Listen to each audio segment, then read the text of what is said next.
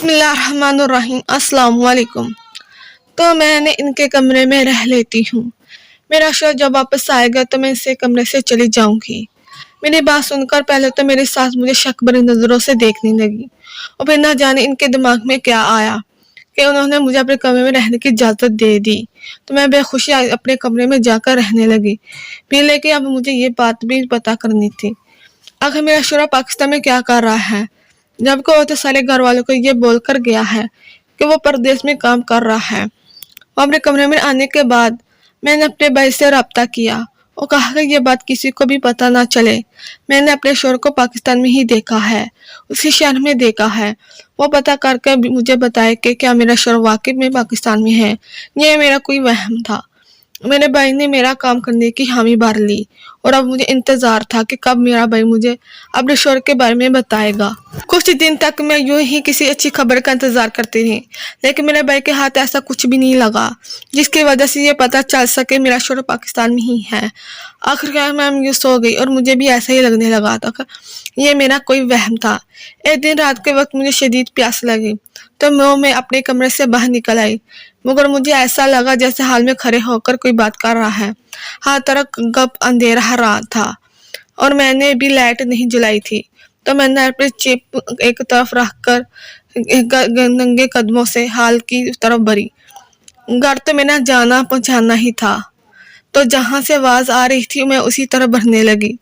हाल में ऐसे कसर पुसर की आवाजें आ रही थी। मुझे जरा कुछ समझ तो नहीं आया, लेकिन मैं इतना समझ गई थी मेरी सास किसी आदमी से बात कर रही थी। मुझे हैरत हुई, मेरी सास इतनी रात को अंधेरे में यूं चुप कर किस आदमी से क्यों बातें कर रही है। मैं थोड़ा और इनके करीब जाकर आवाज सुनने लगी, कोशिश करने लगी तो मुझे सुनाई दिया।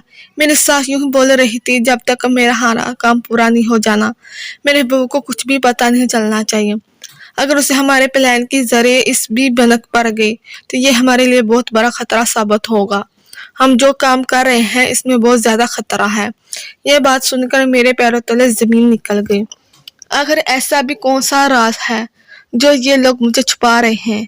मेरे पीठ पीछे आखिर कौन सा प्लान बना रहा है?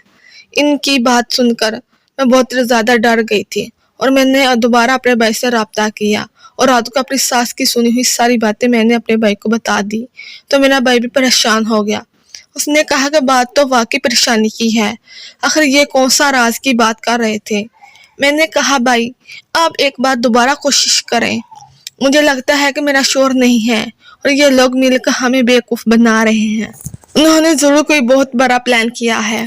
मेरे भाई ने कहा ठीक है, मैं इस बारे में दोबारा मालूमात हासिल करने की कोशिश करता हूँ और अपने दोस्तों को भी बोलता हूँ। इनके बात सुनकर मुझे तसल्ली हो गई। अगले दिन वो दाई माँ हमारे घर पर आई, जिसने कहा था कि मैं माँ बनने वाली हूँ। इसने एक नजर मेरी तरफ देखा और फिर मेरी सास के कमरे में चली गई। मेरी सास ने अंदर से कमरा बंद कर दिया और दोनों घंटों तक कोई बात करती रही। मैं चाहती थी कि मैं जाकर इन दोनों की बातें सुने, आखिर दोनों की क्या बातें कर रही थी, लेकिन मैं चाहकर भी इनकी बात नहीं सुन सकती थी। 4 से 5 घंटों के बाद वो मेरी सास के कमरे से बाहर निकली और हंसते मुस्कुराते हुए वहां से चली गई। मैंने हैरत से अपनी सास की तरफ देखा, वो भी बहुत ज्यादा खुश लग रही थी। मैंने कहा क्या बात है सासू माँ, आप बहुत ज्यादा खुश लग रही हैं। तो उसने कहा कि हाँ सासू माँ आप बहुत ज्यादा खुश लग रही हैं। तो उसने कहा कि हाँ मैं खुश हूँ क्योंकि तुम माँ बनने वाली हो। इनकी बात सुनकर मेरा मुंह करवा हो गया। दिल चाह रहा था उनके मुंह पर ही बोल दूं कि मुझे तो माँ बनने का कोई साहस नहीं हो रहा। जब एक और माँ बनने वाली होती है तो उसके जिस्म में बहुत सारी तब्दीलियां आती हैं। मुझे अपने वजूद में ऐसी कोई तब्दीली महसूस नहीं हो रही थी, मगर फिलहाल मैं भी खुशी हो गई क्योंकि मैं पूरी तरह इनके राज को नहीं जानती थी। मैंने भी सोच लिया था जिस दिन मुझे इन सब लोगों का राज पता चल जाएगा, इस दिन मैं इन लोगों से नहीं डरूंगी। अभी तो मुझे पल पल इन लोगों से डर लगता था कि कहीं ये लोग मुझे इस घर से ना निकाल दें। अगर उन्होंने मुझे घर से निकाल दिया तो फिर मेरी जिंदगी भी अपनी बहन जैसी हो जाएगी। शायद इसलिए मेरी बहन ने मुझे बोला था अपने शौहर को खुश रखने की कोशिश करना। 3 दिन बाद मेरा शौहर दोबारा घर आ गया, मगर इस बार जब वो घर आया तो मेरे पैरों तले जमीन निकल गई, क्योंकि इस बार वो अकेला नहीं आया था बल्कि इसके साथ एक औरत और एक बच्चा भी था। मैं इन दोनों को देखकर बहुत हैरान हुई। میں نے سامنے ان کی بہت زیادہ خوش آمدید کی اور وہ ان کی اس طرح خدمت کر رہی تھی جیسے وہ بہت پہلے سے جانتی ہو کہ ایسا ہونے والا ہے، مگر میرے تو دنیا ہی اجڑ گئی تھی۔ میرا تو کوئی قصور بھی نہیں تھا، اس کے باوجود بھی میرے شوہر نے دوسری شادی کر لی تھی، مگر اس بچے کی عمر 3-4 سال سے لگ رہی تھی، جس کو دیکھ کر یہ اندازہ ہو رہا تھا کہ میرے شوہر نے مجھے سے شادی کرنے سے پہلے بھی اس عورت سے شادی کر رکھی تھی۔ میں نے اپنے شوہر سے کہا کہ آپ نے دوسری شادی کیوں کی؟ تو اس نے کہا کہ میں نے پہلی شادی اس سے کی تھی اور دوسری شادی تم سے کی تھی۔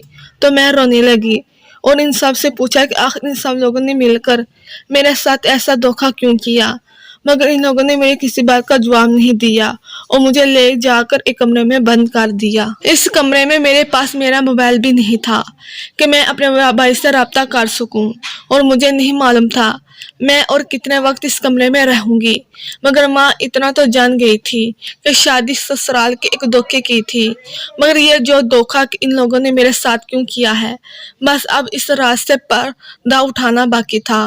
بھلے ہے میرے بھائی سے کوئی رابطہ نہیں تھا، لیکن مجھے اتنا یقین تھا کہ میرا بھائی میرے لیے ضرور کچھ نہ کچھ کرے گا۔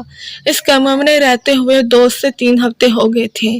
میری حالت بہت زیادہ خراب ہو گئی تھی کیونکہ یہاں مجھے کھانا پینا بھی صحیح طرح نہیں ملتا تھا اور باہر کے لوگ بھرپور عیش کر رہے تھے۔ میں نماز پڑھ کر خدا سے دعا کرتی کہ وہ میرے مشکلات حل کر دے، پھر شاید خدا کو مجھ پر ترس آ ہی گیا اور ایک دن باہر بہت زیادہ شور محسوس ہونے لگا، مگر میں نے شور پر کوئی دھیان نہیں دیا کیونکہ مجھے لگ رہا تھا کہ یہ بھی ان لوگوں کی خوشیوں کا ہی کوئی ذریعہ ہے۔ مگر اس وقت کسی نے مجھے آ کر کمرے سے باہر نکالا اور میں یہ دیکھ کر حیران رہ گئی کہ وہ انسان کوئی اور نہیں بلکہ میرا اپنا بھائی تھا۔ بھائی مجھے لے کر نیچے ہال میں آ گیا جہاں میری ساس اور شوہر ان کے بیوی بیٹے تھے۔ میری ساس کو ایک لیڈی کانسٹیبل نے وہ 2 تھپڑ مارے تھے، جس کے بعد وہ رو رہی تھی۔ میری نند بھی ایک طرف سمی ہوئی بیٹھی تھی اور بول رہی تھی کہ ان سب میں اس کا کوئی قصور نہیں ہے۔ میرے بھائی نے میرے شوہر سے کہا کہ اب وہ بتائے آخر ان لوگوں نے ہمارے ساتھ ایسا دھوکہ کیوں کیا تھا۔